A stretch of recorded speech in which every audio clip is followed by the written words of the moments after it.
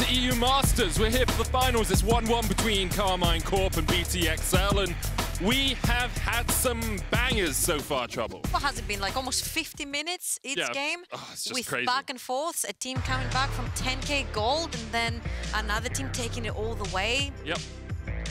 I don't know. Absurdity, I think, is a good First way pick of putting Jinx. it. First pick Jinx possible. Karmine Corp on the blue side for the first time in this series, and this music is I'm jiving. This I is have good. to say that I really, really, really love the Kai'Sa ban, specifically on the blue side for K-Corp, because now they have the chance to get the Jinx. So if BTXL want to adapt the bans and add the Jinx right there, I would love to see what new we could see between these two AD carries. Then there's the Ashe, then there's the Varus that could come out. It could get very spicy.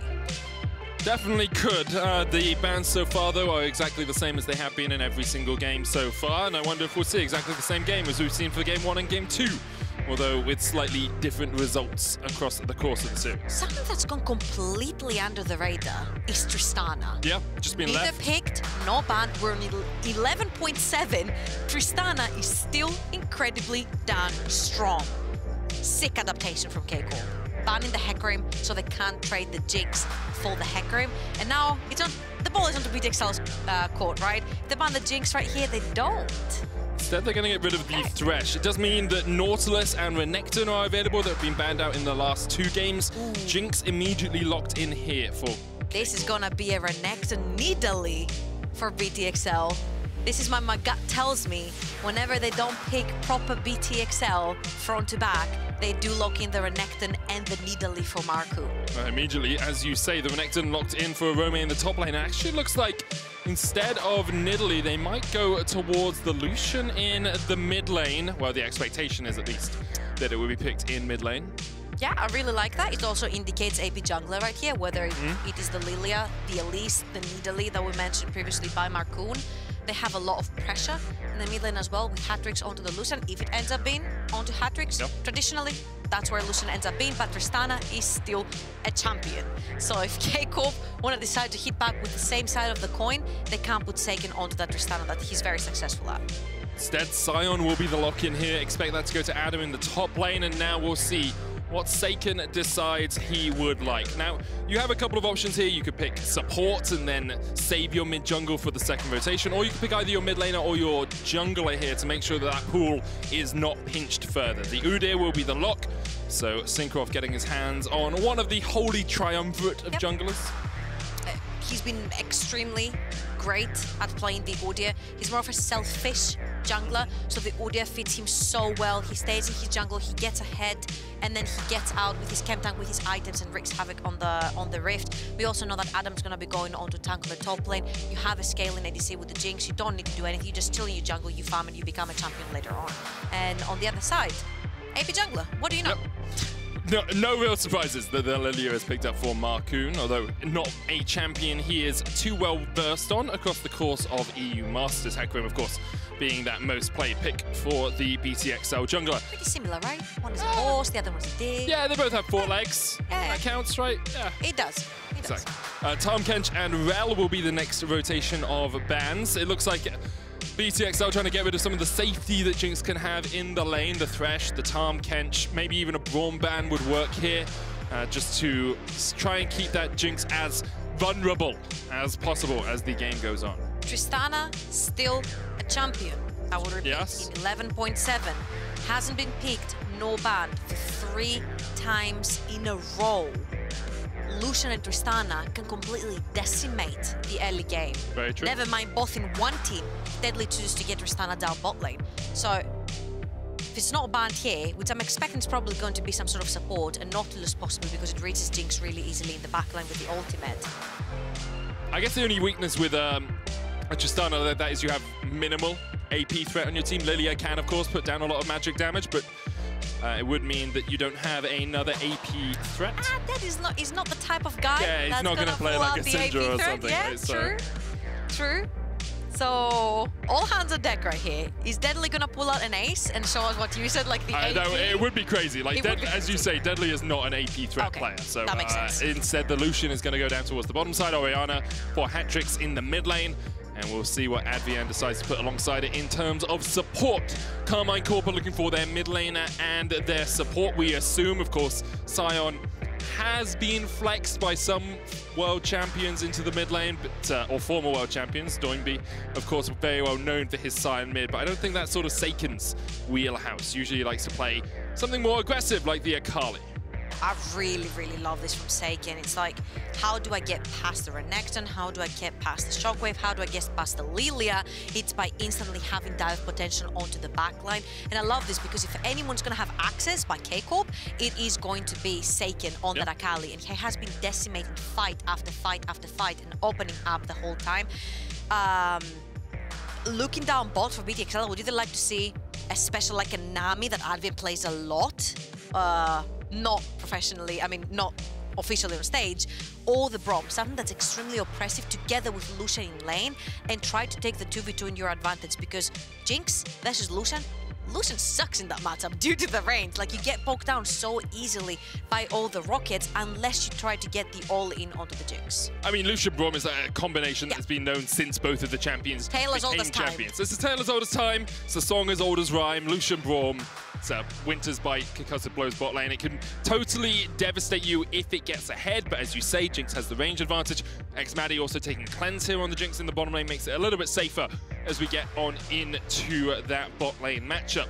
Let's talk a little bit about what these junglers are likely to do in the early game. You said Syncroft it tends to be quite selfish, but will Markoon be looking to do anything special on this Lilia? You bet. You bet. Yeah. Markoon is always looking to do something special. Markoon is always going to be looking to get a gank out on a lane, and I'm looking towards Renekton. I'm looking towards Arome. I'm looking towards the guy that can snowball the game out of control in the early game. And the reason that they have paired up AP jungler with AD heavy dive top laner is so they can play through that, so they can snowball, so they can deem the Sion useless in the early game, and he can't play frontline until the very late stages of the game. That makes a lot of sense. Renekton plus an AP jungler is, again, something we have seen since the dawn of time, since the time of the dinosaurs. Renekton being one of those himself, of course. We are into Game 3 of this best of 5 between Karmine Corp and BTXL. One apiece so far. And the story of this series has been Karmine Corp getting early leads, getting early dragons, getting gold leads up towards that 20-minute mark, and then slowly letting BTXL back into the series. We'll see if that plays out once again here, but you look at Karmine Corp's comp and you say, that has some pretty strong scaling as the game goes on. BTXL will struggle to match them. Yeah, and the thing here is that if you have a long-range AD, like a Jinx, like a Varus, like an Aphelios, you're looking for backline dive. Lucian is extremely short-ranged. Seiken is not going to have to go far to reach the ADC from the side of BTXL. And right now, there's no Advienne on Tahm Kench. He can't eat deadly. So again, if you overextend, this time it's going to be much easier for K-Corp to punish him. Definitely is. Adam was just hovering around this bottom side of the map to make sure that no invades came out. Hatrix gets a ward over on the Razorbeak, so they will know Syncroft has started top. And Markoon is going to do the same. Both junglers pathing it down towards the bot side, but I have to feel that Udyr has the early priority when it comes to clearing out his camps. He does, but Lilia is extremely strong at that as well. Yep. Hecarim, Lilia, and Udyr are some of the fastest junglers, with Udyr being the S++ when it comes to clear speed at this point. Markoon is going to opt to go for the more inefficient jungle pathing, if you will, instead of clearing his golems and then pathing downwards. He's going to choose to first clear his reds and then go up. It's the more inefficient, the more slow. But sometimes we've seen Markoon leaving completely his golems untouched, just so he can go instantly for what he's doing right now, which is the invade, taking in consideration how Hatrix has shoved in the wave and can back up his jungle if he gets in trouble. Seiken already underneath the tower. Markoon should be able to take these Razorbeaks away himself. Syncroft does hit level 3 from clearing his entire top side, and now actually spots out Markoon at that red buff. There's no blast cone here for Markoon. You got to flash over that wall, man. Otherwise, Targamas can just stun you up. xMaddie here as well, both level 1, but Advienne and Deadly hitting level 2 first. Means that they have the push, they have the advantage when it comes down to that bot lane matchup. So BTXL actually a team-coordinated effort to make sure Markoon could steal away one camp. And And look what Arome is doing on the top side as well. He's keeping the wave where he wants it, right in front of his tower, making sure that Adam is always in danger of getting ganked. Hatrix pushing down the mid lane, priority down bot lane.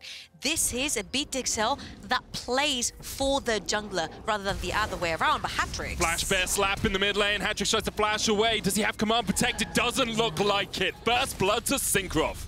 Ooh, very well played by Syncroft right there. You don't expect it from him. You don't expect the early gank coming out of his Udyr. You expect him to farm. But when you steal his camps and he has nothing to do, you're going to find him in your lane. Great little gank there from him. Got the flash out of Hatrix as well, meaning that Orianna is a very juicy target for repeat ganks. Topside Scuttle will be secured by Karmine Corp. Markoon was able to take bot side. Hatrix TP's back to the wave just to catch the minions that were crashing underneath his tower. Once again, it's an early lead for Karmine Corp. I've said that 3 times already this series. We are only 4 minutes into this game. And actually, Syncroft going for the Merc Treads first on the Udyr. He wants to take the fights. Possibly he wants to go down bot lane as well. Bot lane has a lot of pressure with the passive from Braum and how easy it is for Lucian to proc the passive as well. This is why you see that the bot lane of BTXL will always have prior down bot lane, because they always have that threat of jumping onto someone and dishing out large amounts of damage in a short period of time. So really well played right there for Syncroft. He gets the extra movement speed. Moving around the map for Udyr is so key for him to keep clearing and clearing and clearing and clearing and getting far ahead in the early game. Deadly gets rooted and stunned by Targamas, but the Unbreakable from Advienne will be too much for the Karmine Corp bot lane to deal with for the moment. Syncroft coming in here and just clearing out some vision once again. Now, Hatrix a bit overstepped considering he doesn't have flash. Can just command protect himself, and with a large minion wave, yeah, like basically a second champ there in terms of damage for the BTXL mid laner. And so far, so good. If you're a BTXL fan, you've got 10 CS lead down the bot lane, you've got 10 CS in the mid lane, you see your Renekton is going even with the Sion. That is not something you definitely want to see, especially when someone is playing tank up the top lane. You definitely want to make sure that you put them in the dirt, at least in the early game, until they get tanky. But Hatrix might be in trouble yet again. It's 3 ganks in 5 minutes here from Syncroft in the mid lane. Saken's going to land the Shuriken flip. Markoon trying to trade onto Targamas. Advienne coming up as well. And that is another kill to the bear in the jungle. Syncroft taking names this game, 2-0. Markoon flashing forward. The stun's going to land onto Syncroft, but he just bear slaps down Advienne and Markoon. Markoon trying to get a bit of extra damage down. Winter's Bite goes wide. Markoon will eventually get the kill with the Blooming Bursts. And it is a trade jungler for mid laner. Hatrix again overextends without having any support from his team and ends up paying the price. This is problematic for Hatrix because he's going to lose a bunch of CS. Actually, good guy Advienne and Markoon. Yep, he's not going to lose any CS. Just holds the way for him. Advienne not even taking the cannon there, by the way. It's a thing that you often see supports do is like, hey, I've got a stack, I'm going to take this cannon for you. But you don't get full XP from it then. So what they're trying to do is funnel that extra XP into Hatrix. Advienne, though, will come across. There you go. And, yeah, he takes it. Okay, cool. Extra gold. Advienne coming across here is more because Targamas and Syncroft were in the area, so he wants to protect Hatrix as he catches the wave, rather than he wanted to take all of those minions. Or at least that's what Advienne will say to Hatrix. Like, oh, I had to protect you. Absolutely. And at this point, you don't have any mobile carry if you're BTXL down the ball lane, so you can leave the Lucian all alone. He has the cleanse, he has the flash, he has the dash as well, so he's pretty safe. And this is something that we don't necessarily see from BTXL, caring for that first dragon in the game. They've let that go twice against Karmine Corp, but look at that. They brought down Adam. You cannot fight this Karmine Corp right here. Crucial ultimates. They're going to dive Hatrix underneath the tower. They know he's got no flash. The Shockwave is going to connect, though. TP coming in. Saken with the perfect execution will still go down, and Arome joins the party. Another kill for Arome. Adam now trying to get away. Flash Winter's Bite from Advienne is just a little bit short. Adam trying to get to that blast cone, but Markoon is here, and he's waiting. Adam flashes over the Swirl Seed, but will get chased down. Markoon not yet level 6, doesn't have the Lilting Lullaby. Adam slowly getting chunked away by this Lilia, the Roar, the Slayer shield. Might be enough, or Soul Furnace Shield might be enough for him for now. Adam just walks out of the fight. I didn't even get to finish my sentence. Yep. I was about to say so many crucial ultimates. on BTXL due to hitting level 6, and one of them was that shockwave. Everyone piles up onto Hatrix and he pulls them all in. That was so crucial because he takes Seiken with him before even Orome gets there. So that is a win for Hatrix alone. That 1v3 managing to take someone down is huge, and they end up turning it around. That is what Orome needed in the top lane. It's very important, the Bruiser versus tank matchup, to be always in favor of the Bruiser. And it's just one of those, like, Karma and Kolb have a very clear game plan this game. It is camp Hatrix, try and kill him as often as possible. Syncrov constantly around this mid lane, and Advienne actually spending time near Hatrix just to make sure that his mid laner can push up, can get this extra couple of minions as Seiken tries to keep the wave as far away from Hatrix as possible. The adaptation is crazy, honestly, from BTXL. We never see Advienne leaving the lane, at least not for that long. I don't think he's been down there with Deadly at all this game. 8 minutes of the game, I think he's been there only maybe 2 of the 8 minutes, which means that it's so crucial for them that they do protect Hatrix. Hatrix is already 1-3.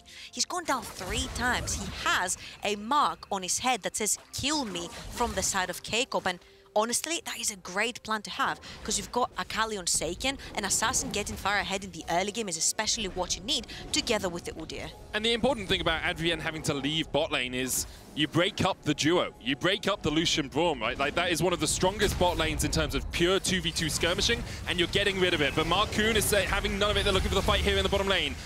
Flash cleanse away from Xmadi. They're looking to try and turn this one back around. Targamas going in. Syncrov getting the stun down, and Advienne. Marcoon will be the first of all. Advienne next on the menu. Karma and Korp once again getting an early lead. Again, Marcoon here is trying to be 5-head. He doesn't care about his own jungle.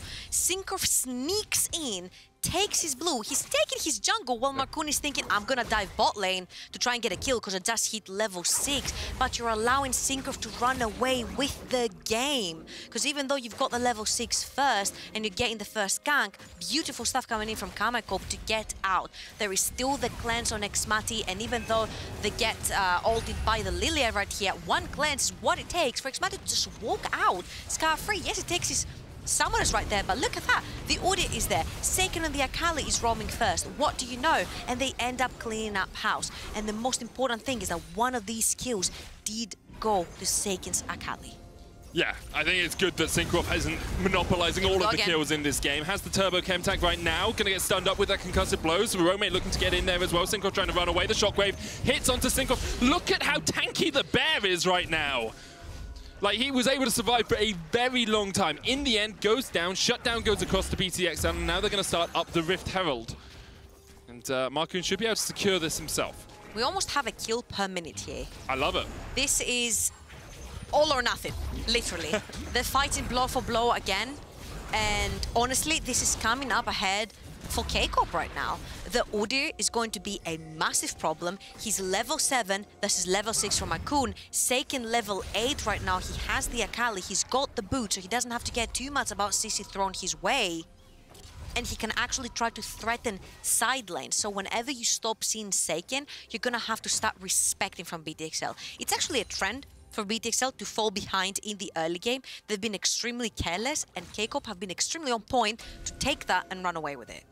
And something K-Korp are so good at doing is playing quick games. Like, they are very aggressive. They get big early game leads, and they have a combined kills a minute of 1 in their games. So that's what CK per M there means. Average game time less than 30 minutes.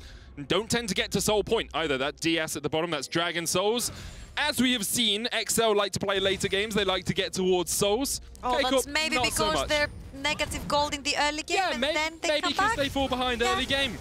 And once again, they are falling behind in this game. The CC chain with the Solar Flare onto Advienne. Will be able to dive away with the Unbreakable. Syncrov stuns up Deadly as well, but there's the cleanse out of the XL bot lane. A flash forward for the concussive blows, but Syncrov has a Targamas shield in his way. Deadly burns both sums and doesn't get anything out of it. We mentioned you go blow for blow, but this Udyr is 4 kills in.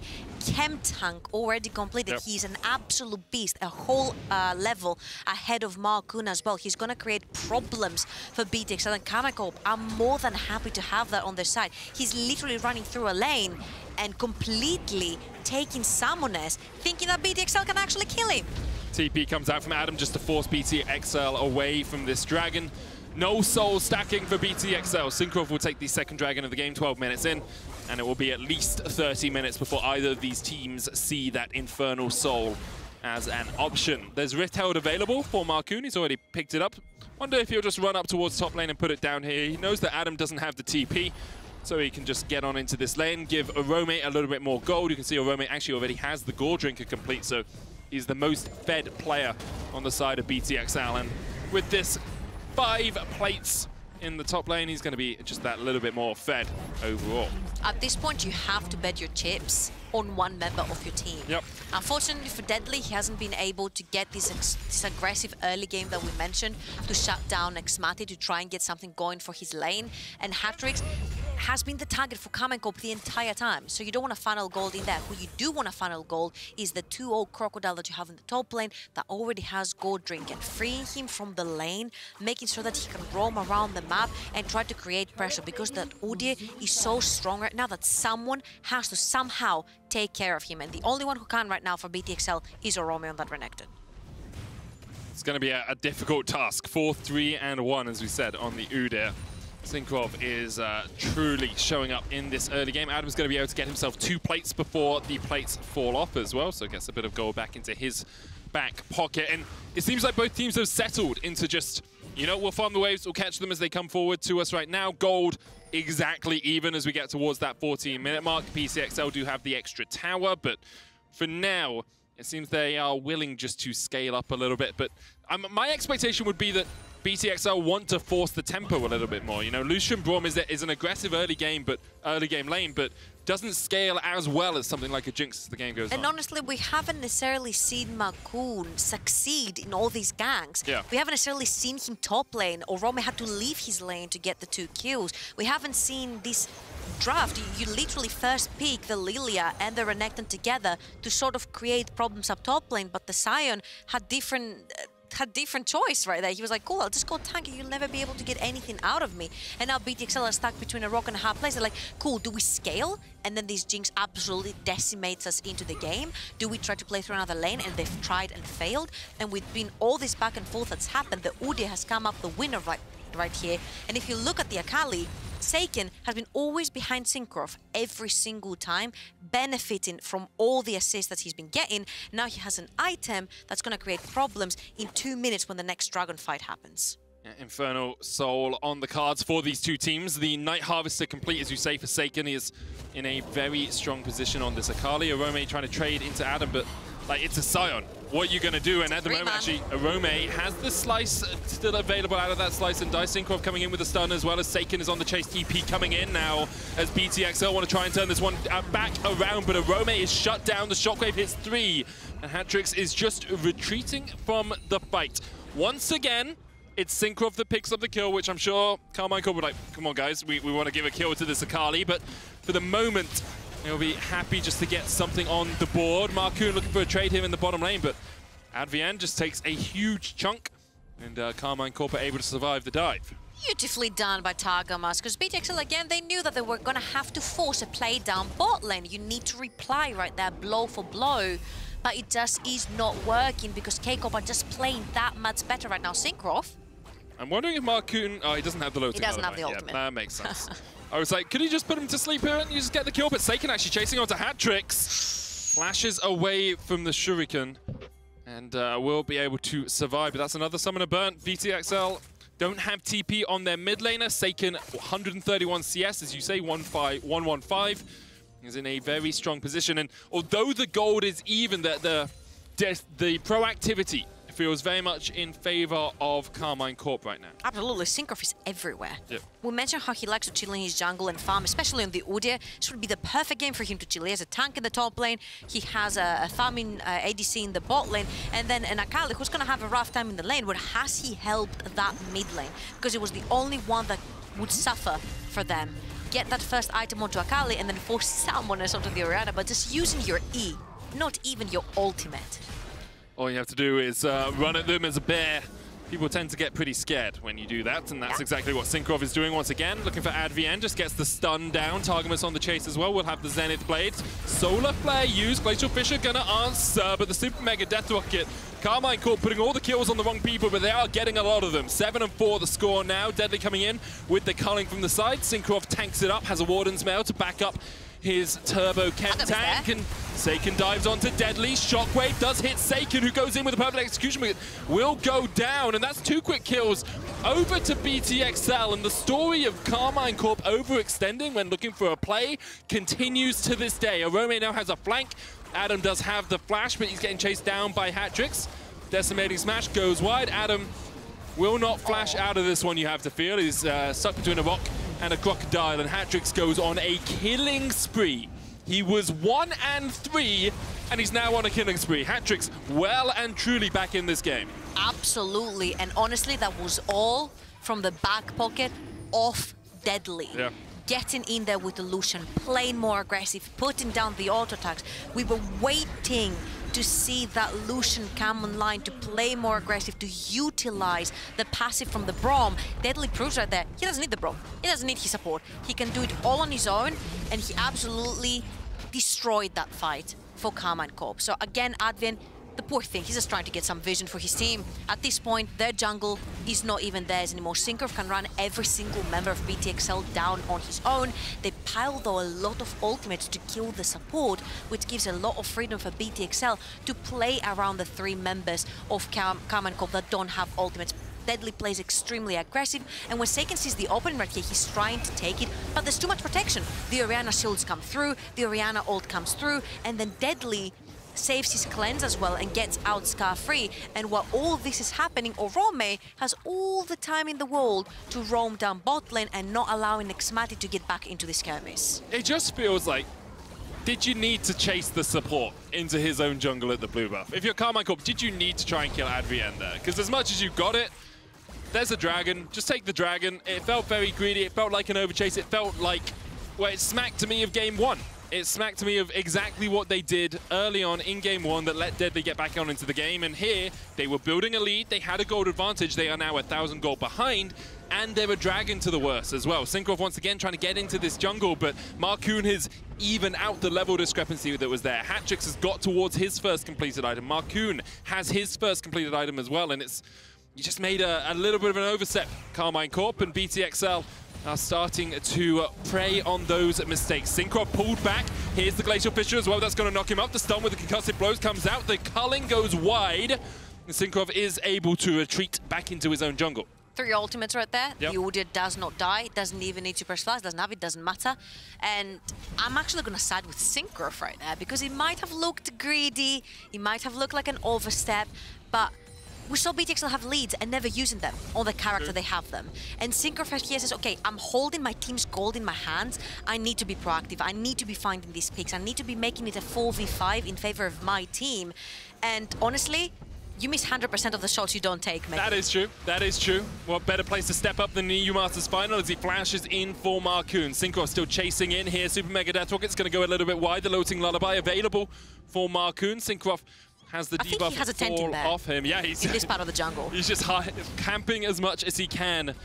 And the game has been pretty intense so far, so it makes sense that Syncrov would have set up one of his own. Hatrix is pushing out the top lane now. 2 minutes on the next Inferno. Would be the 3rd dragon of the game for BTXL if they can secure it. Very crucially, this is a much different build that Hatrix is going for. Yeah. He's going more for the survivability with the second Zhonya's coming in right here because there is the assassin potential coming in from Seiken. You also have the Liandry's to be protected, to do a lot more damage to the tanks that are going to be in the front line. The Leona, the Udyr, the Sion, try to melt these down together with the Kraken coming in from the Lucian that's going to be dishing out a lot of damage. And it makes sense here, because the more you stay alive, that was the problem in last game, right? Hatrix could not stay alive to put down the Shockwave. The more you stay alive, the better it is for Deadly to try and protect him so he can dish out the damage as well. For the moment, both teams have agreed to just reset, get themselves these 2.5 items, and with the Dragon up in 1.5 minutes, the expectation has to be that that is what they will fight over. Both teams Like, it's the story of the series. Like, Karmine Corp get an early lead, they make a mistake, they overstep, or BTXL punish them well and get back into the game, and then we have these lull states in the middle of the game, you know, the 20 to 25 minute mark, the 30 to 35 minute mark, where both teams are just trying to find avenues of approach, trying to find little fights that they can take, little catches that they can make. Swellseed goes wide, Syncroft down towards the bottom side of this fight with Seiken. BTXL grouped up as 5, Karmine Corp the same. Orome will get the stun onto Syncroft, and it's just a stun for stun exchange. As the Dragon up in 40 seconds time, BTXL no wave here for them to push forward. Mid lane towers have taken a little bit of a chunk. Seiken looking for a long way round, going for the flank. He's gone past the ward. For the moment, actually, he may just get the bot lane pushed in. And then he has the TP if he wants to join up with his team. Seiken now going to work his way into the Tribush. Orome catching the wave himself, should just let Seiken walk away. Swellseed goes wide once again, and BTXL try to pull Karmine Corp into a bit of a funnel. The ball down. Great shockwave position for BTXL if someone steps on it, but it's all in vision of Karmine Corp, and now they step into a control-warded bush. BTXL lose sight on the enemy. Seiken has a blast cone here to try and get into the back of the pit if he so desires. Karmine Corp going in. Unstoppable onslaught has been used. Orome looking for the flank position. The Looting Lullaby coming out as well with the shockwave hits onto Seiken. The culling is massive from Deadly. Targamas down to half HP. Seiken dives onto the backline. Targamas already down. 2 kills quickly for Adam. The shutdown's coming out and Seiken doing what he can. Can't quite take down Deadly. But it's the 3-for-2 exchange in favor of Karmine Corp. Adam doing work. Takes down 2 and is able to force away the enemy jungler and even give Syncroft a helping hand on the Infernal Drake. Honestly, Syncroft is huge. He's massive in this fight. He pills for Xmati so well this entire fight. Orome had the perfect flank to get onto Xmati, and Syncroft just slapped him in the face and told him, no sir, you cannot pass and kill my AD. Look at Orome's flank. That is so crucial because he finds access straight into the back line, and instantly Syncroft turns around to peel for his ADC, and that's massive because if the Jinx survives, you win the fight. We talked about how important it was in the draft, which team is going to take the Jinx, but to take the Jinx, you have to keep her alive, and Syncroft made sure of that. Great job from Syncroft, as you said, using the gold advantage he has developed throughout the course of this game to help out his team. Now we are 2 apiece on Dragons, and BTXL are looking towards that next major objective. It feels like this series has just been about who can get the major objective. It's either a Rift Herald, a Dragon, or a Baron. That's what we're playing for every single game. Both teams have set up compositions to do so. I think I would favor Karmine Corp's composition in a full-on front-to-back this game. Both AD carries now on 2 items, though. The Kraken Slayer and the Essence Reaver complete for Deadly. And Xmati has the Kraken and the Lord Dominik's Regards alongside an Executioner's Calling. There's no more pulling an ace out your sleeve. It's like simply playing what you're best at. And at this point, when it's a Dragon meta, when it's a Soul meta, you need to play the team fight. You will be pulled into the choke points, you will be pulled into the river, and you're gonna have to do the 5v5. And to play the 5v5, you're gonna need a composition that does just that. Oh, Syncroft overstepped. He thought he could find someone. He was trying to defend this mid lane tower, but the tower goes down on the Looting Lullaby on Targamas as well. Concussive blows starting to proc, but BTXL know what they wanted, and what they might want now is the Baron. Seiken is on a ward. He sweeps it out with the Oracles, but Markoon is alive and has the smite, and there's no jungler on the side of Karmine Corp, and BTXL are like, okay, the next objective is on the menu. The big purple worm is available to us. We are looking to cook it up with a few Father Beans and some Chianti as BTXL now dived on Targamas Zenith Blades onto Markoon, who has the smite, but Markoon is taking up the Baron. Markoon dies! Targamas takes him out! And now both junglers are dead and Adam is on the front line, but Targamas will die to the Baron as well. Xmati trying to do what he can with lower mana on the Jinx. The shutdown as Adam falls as well. Orome takes it. And BTXL able to take 2 kills in the fight, although they do not get the Baron. So well played by Seiken. I'm gonna keep repeating myself. This guy is a master of finding openings for his team, on creating space for his team to work with. What he did with his Akali here is so crucial, because you mentioned how important that Orianna will be, especially when they walk through a choke point. We mentioned how a 5v4 would benefit the team with the 5 members because they want to play the same game. And Seiken right here very crucially finds hat tricks, which means that that they have to pull another member here, Deadly, to try and defend the mid laner. And Marcoon gets left all alone in the base. He's like, guys, I'm trying to get us the Baron right here. Really, really well played again by Seiken to completely split up the fight, because in a proper 5v5 front to back, I believe that BTXL do have what it takes to completely decimate Karmine Corp. There's 4 melee champions on the side of Karmine Corp diving into a Braum composition, the solution, which means it's so easy to stun them all and keep them at arm's bay. Makes sense, makes sense. We'll see if Karmine Corp are able to play that full out 5v5, or BTXL will hold them at arm's length the entire time. BTXL once again, but they're like, okay, there's a Baron, we're gonna make you fight us. Arome on his way down, no vision at the moment for Karmine Corp. Did they know? Now they must. They TP in, Targamas goes in with a ward of his own. Advienne looking to try and get in there as well. Unstoppable onslaught. Solar Flare only hits onto the Braum, and now the front to back really begins. Glacial Fissure coming out. Super Mega Death Rocket goes wide. Seiken dives in, immediately exhausted, put to sleep as well, but he's in his shroud. That's what he wanted. Hadrix has the shockwave. Seiken dives on. Seiken's gonna get 2 on the back line. Advienne can do nothing about it. Arome on the front line goes down to xMatty as well. Seiken with a beautiful play to dive in, kill off Marcoon. Arome falls, and now it's Karmine Corp, whose eyes are set well and truly on the Baron.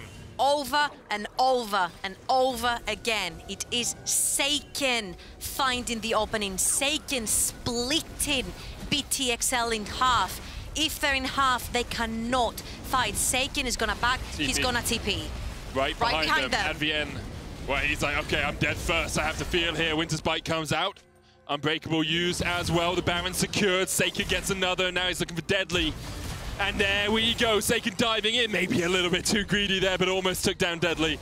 The Dragon up in 8 seconds time. Karmine Corp have opened up this game. Baron to them. They are even, or about 500 gold ahead. They're going to take towers. They're going to take Barons, they're going to take Dragons.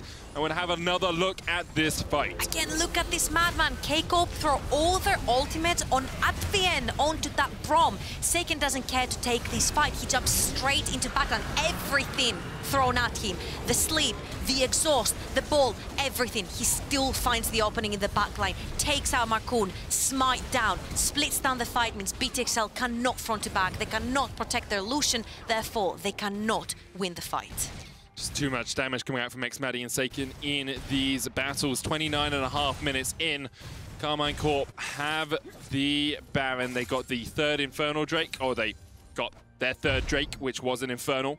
They are on Soul Point in about 4.5 minutes time. We'll see how much they can do with this Baron, though. There are still many standing objectives, many towers for them to take. As we see Targamas, Maddie, and xMatty, Adam and Sinkrov teaming up here in the mid lane, while Seiken pushes bot by himself. Once again, Sinkrov he's such a nuisance. He's like a fly just buzzing around this blue buff. He can't quite secure it. That time Hadrix gets it, but Karmine Corp are not giving BTXL a moment to breathe. Just because that Akali now is so strong, and because they have 4 melees on the side of K-Corp, it's not very easy to siege. So you're going to have to put Seiken on a side lane and try to create extra pressure points onto the map, which they're doing very well. Again, Seiken very used to playing the split push map right here, taking towers, because again, against an Orianna, a Lilia, and a Lucian. Did you know that was so smart?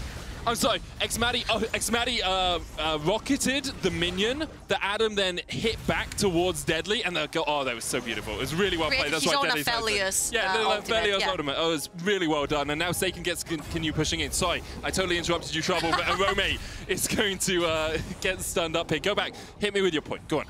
That was it. They basically cannot siege until they take someone down. Well, Hadrix pops the stopwatch. He's going to try and survive. The Sinkrov is on that front line. Hadrix with the shockwave will go down. Adam dives in.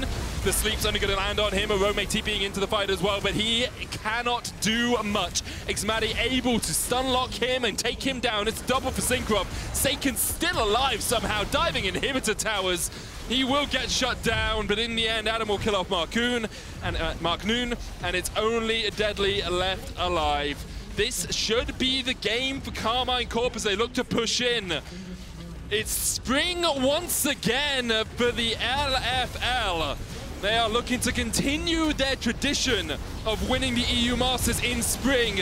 And as they take down BTXL, they are just 1 game away.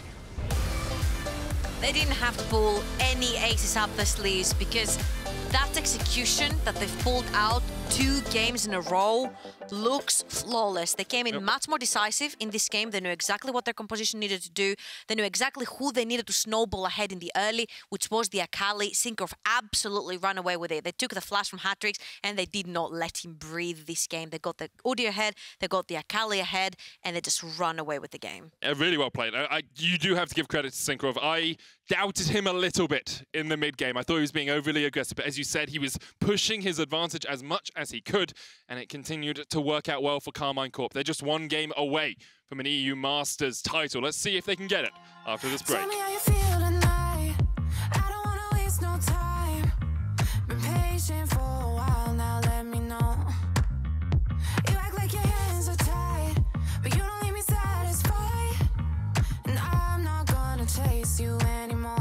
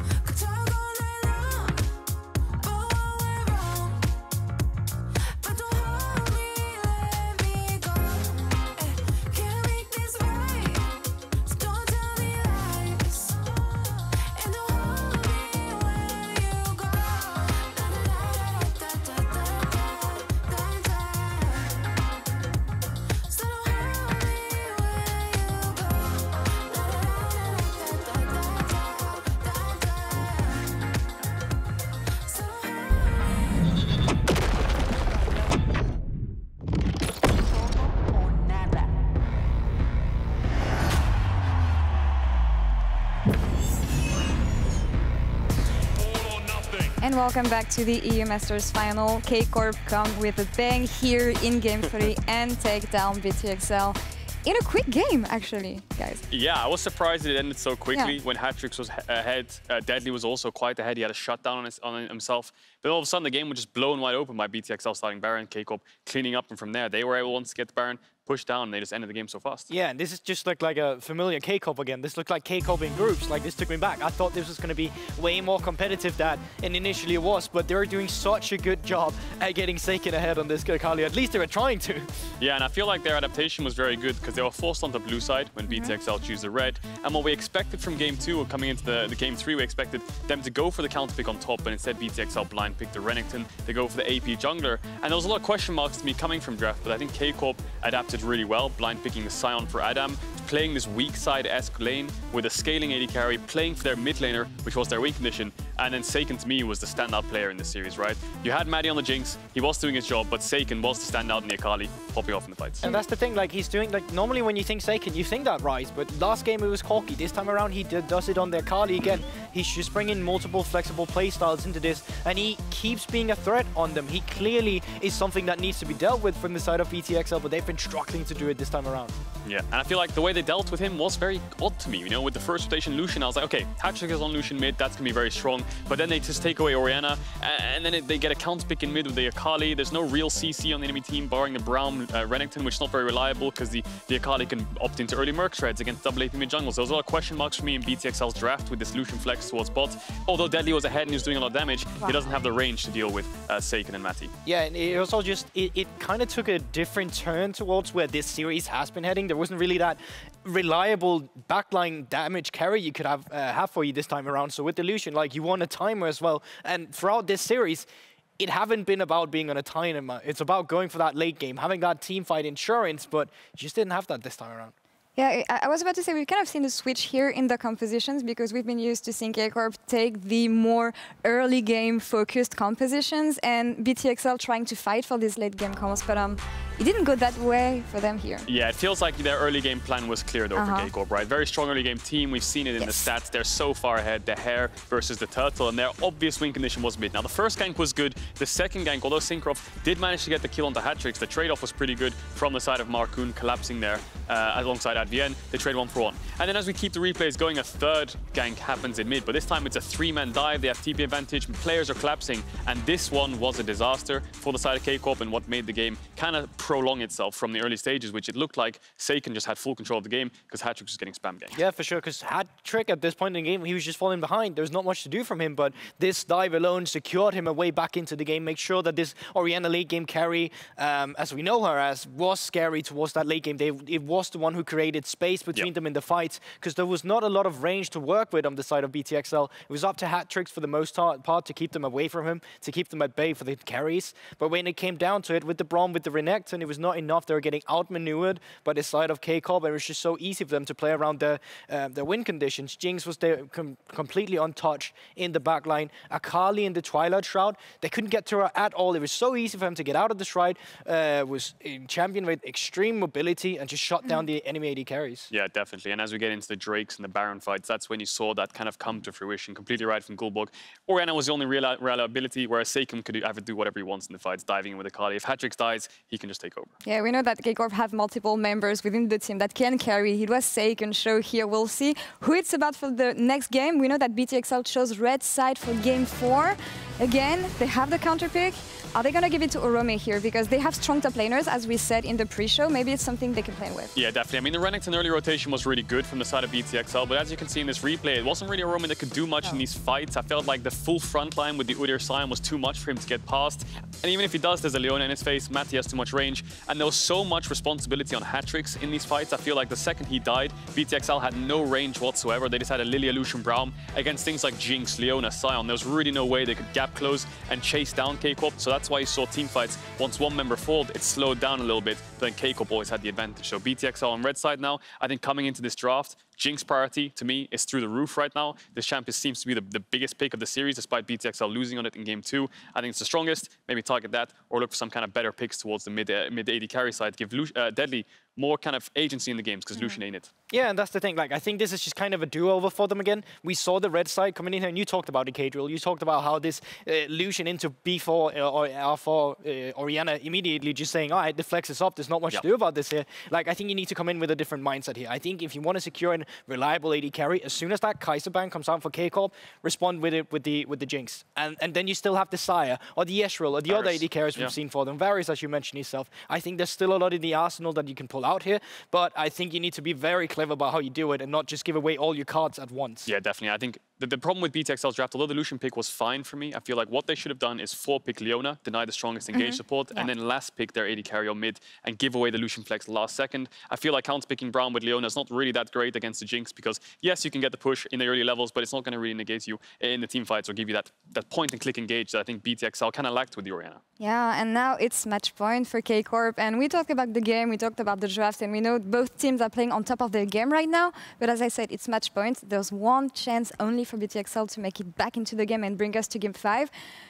They have rookies within this lineup. They also have experienced players. When you talk about the mental game here and the mindset for this team, what can we expect for game 4? Yeah, I mean, they have really good veterans, right? Arome, Hatrix, the staples, Deadly. They should be used to this kind of scenario, but this is a lot of pressure. It's a finals match point if XL lose this. I think it's about finding that comfort again. Like, Lucian was something we really haven't seen from them in a long time. And while you say you don't really mind the pick, it's something that they haven't really been on. I think you just need to secure that BTXL style. Like, get rid of the Jinx, get rid of the Kai'Sa. You still have Desire for Deadly. You can have that Arome to play for, so Saya can kind of be the weak side for you. You don't have to worry about getting too much dive. You got self-peel in the ultimate, stuff like that. I think for BTXL, just find what you do well. Like, go for that style we know them for, and then just hope for the best. You just need to play for your best comfort. Yeah, I like it. All right, we'll see if they can do that next game. As it is match point here in the EU Masters final, KC unlocked themselves a first match point. Let's see if BTXL can bring us to game 5 after the break. Silver Scrapes. Silver Scrapes, it could be.